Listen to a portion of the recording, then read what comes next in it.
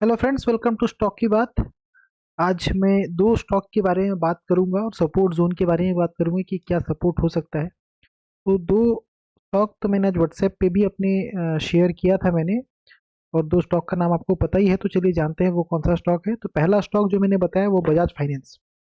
तो बजाज फाइनेंस मैंने बताया है, लेकिन क्यों बताया है, क्या क्या सोच थी मेरी उसके पीछे, वो मैं तब बताऊंगा। लेकिन उससे पहले आपको ये बता दूं कि मैं सेबी रजिस्टर्ड एनालिसिस नहीं हूँ। जो भी इन्फॉर्मेशन मैं आपको यहाँ पे दे रहा हूँ वो सिर्फ एजुकेशन पर्पज़ के लिए, जो मुझे समझ में आता है मैं बस उतना ही बताऊंगा।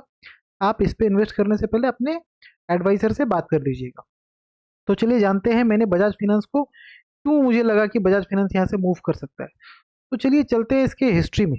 हिस्ट्री रिपीट्स हम लोग बोलते हैं, ये हिस्ट्री में रिपीट, तो ये हिस्ट्री शायद रिपीट कर सकता है। देखिए 2008 में जब इसने, ये जो लाइन है ये 200 है, वीकली मूविंग एवरेज है। तो यहाँ पे इसने ब्रेकआउट किया था, ब्रेकडाउन किया था। ब्रेकडाउन करने के बाद इसने 2009 में इसको ब्रेकआउट कर लिया था फिर से। उसके बाद देखिए कंटिन्यूसली अगर हम देखेंगे वीकली मूविंग एवरेज के आसपास भी ये नहीं दिख रहा है, कंटिन्यूसली अपसाइड। और जाने के बाद आप अगर इसको कंटिन्यूसली कर देखेंगे तो फिर इसने कोविड में इस लाइन को ब्रेक किया था अपना 200 वीकली मूविंग एवरेज के आसपास। बहुत दिन तक इसके नीचे सस्टेन नहीं कर पाया था। उसके बाद फिर जब से इसके ऊपर ट्रेड किया तो वन वे रैली इसमें फिर से स्टार्ट हो गया। अब होने के बाद 2021 11 अक्टूबर के बाद से ये अपने कंसोलिडेशन जोन पे आ गया। जोन पे आने के बाद इसने क्या किया, एक बार ट्राई किया, 200 वीकली मूविंग एवरेज के पास आया, फिर जाके अपसाइड गया। फिर one two three three times इसने इस लाइन को टच किया, फिर से अपसाइड गया। अब इस बार फाइनली इसको ये फिर से अपसाइड गया है। लेकिन क्या हुआ आपको देखिए, यहाँ पे इसने ब्रेकडाउन किया था, ब्रेकडाउन करने के बाद इसके ऊपर फिर से सस्टेन कर गया। तो एक सिंपल से लॉजिक के साथ ही मैंने इसको रिकमेंड किया है। इसमें ऐसा कुछ नहीं है, रॉकेट साइंस नहीं है कि इसमें हम कुछ नहीं समझ सकते हैं। तो मुझे बस इतना ही लगा कि ये एक सपोर्ट जोन इसके लिए होना चाहिए। ये जो लेवल मैंने मार्क किया ये एक सपोर्ट जोन होना चाहिए। एडिंग आपको किसी भी एरिया पे आप ऐड कर सकते हैं, जितना डीप कर सके with the proper stop loss. इतना इसके नीचे मेरा व्यू इनवैलिड हो जाएगा। और यहाँ से हम एक अपसाइड के लिए देख सकते हैं। तो अपसाइड क्या होना चाहिए, मे बी हम इस लाइन को भी टच कर सकते हैं जो 8100 है। तो ये लाइन भी अगर टच करते हैं तो यहाँ से 14% का अपसाइड हमें एक लार्ज कैप स्टॉक पे दिखता है विद इन 2 to 3 मंथ्स। और अगर इसके ऊपर ये रुकता है तो मुझे लगता है कि एक बार इसके ऊपर अगर ये सस्टेन कर गया तो यहाँ से एक बड़ा रैली आ सकता है। तो आपको बड़ी रैली के लिए सपोर्ट जोन पे ही आपको एक्यूमुलेट करना पड़ेगा। तो इसके ऊपर अगर ये ब्रेकआउट होता है, अपना मैंने जो लेवल मार्क किया आप देख लीजिएगा, ये 8000 टू 180 के ऊपर अगर ये रुकता है तो ये 11,000 1111 5 times 1 के लिए ये रेडी हो जाएगा। तो ये इसका अगला टारगेट होना चाहिए मेरे हिसाब से। और ये एक सपोर्ट जोन होना चाहिए। तो रिस्क रिवार्ड रेशियो बहुत ही अच्छा है। 7013 से लेके मैं आपको मार्क कर देता हूँ, सपोर्ट जोन इज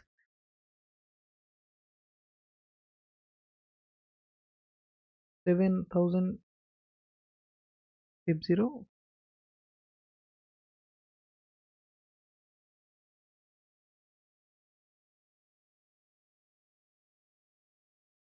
7050 से 6850 तक आप इसको ऐड कीजिए। और इसका इनवैलिड मैंने लिख दिया है, इनवैलिड बिलो 6400। आप इसको इनवैलिड बिलो, मैंने वो भी लिख देता हूँ, कर देता हूँ। View view invalid below this line 6400। तो ये 6400 चलो वीकली क्लोजिंग अगर इसके नीचे होता है किसी भी फ्राइडे क्लोज, तभी जाके आप इस पे एग्जिट कर सकते हैं। और अपना जो रेसिस्टेंस है वो आपको बता दूं, 8144, resistance 8144। And if close, if any close above 8144 then target should be 11,000, target next resistance to। तो ये इसका अगला टारगेट हो सकता है। अब इसमें और एक चीज मैं आपको बताऊं, क्या इसमें बजाज फाइनेंस में क्या आप मुझे अच्छा लगा। और अब इसके पी रेशियो में अगर हम जाते हैं तो 2021 देखिए इसका पी था 106 और ईपीएस अर्निंग पर शेयर 73.99 था। आज के डेट पे अर्निंग पर शेयर 248 है और पी सिर्फ 27 है। तो ये एक अच्छा ल्यूक्रेटिव पॉइंट लगता है इसमें। दूसरी बात 2021 का अगर प्रॉफिट देखेंगे हम, 2021 का अगर प्रॉफिट देखते हैं तो क्या था, 6,000 करोड़ था, और आज का प्रॉफिट है इसमें 19,000 बजाज फाइनेंस में। तो ये भी एक अच्छा साइन है। दोनों आप देखेंगे कि प्रॉफिट इतना राइज कर गया, लेकिन हमें 2021 के रेट पे मिल रहा है, 2028 में वन में जो हाई बनाया था उसी रेट पे मिल रहा है। तो ये एक अच्छा वैल्यूएशन वाइज भी अच्छा लग रहा है यहाँ पे। ये तो था बजाज फाइनेंस। और दूसरा बजाज फिनसर्व में भी सेम स्टोरी है, कोई नया चीज उस पर भी नहीं है। बजाज फिनसर्व को भी अगर मैं आपको उसके हिस्ट्री दिखाऊं उसका भी, तो इसमें भी यही है। देखिए 200 वीकली मूविंग एवरेज के नीचे ट्रेड किया किया नहीं है। एक बार किया था, फिर उसके बाद उसको सस्टेन कर गया, तो वन वे रैली इसमें आया था, फिर 591 से लेके 1910 तक। तो यहाँ पे भी ये एक अच्छा सपोर्ट जोन है। आप यहाँ पे सपोर्ट में आपको मार्क कर देता हूँ। सपोर्ट जोन ये हो गया आपका सपोर्ट 16572, 1500,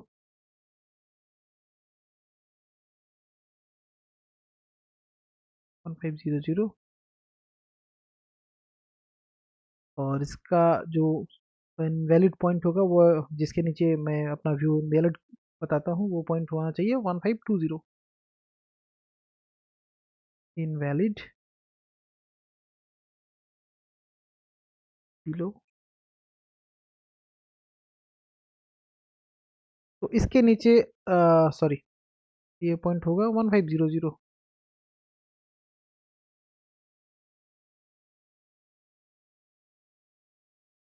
सपोर्ट जोन आपका 350 से।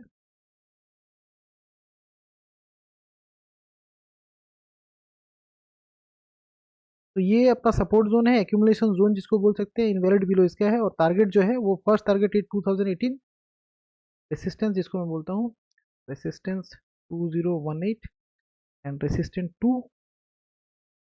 होना चाहिए। अगर इसके ऊपर क्लोज होता है तो रेसिस्टेंट 2 में मैं आपको बता दूं, अगर 2018 के ऊपर क्लोज होता है, 2020 या 30 के ऊपर क्लोज होता है, तब जाके दूसरा टारगेट होगा कौन सा, 1939 माइनस 900 पॉइंट के लिए।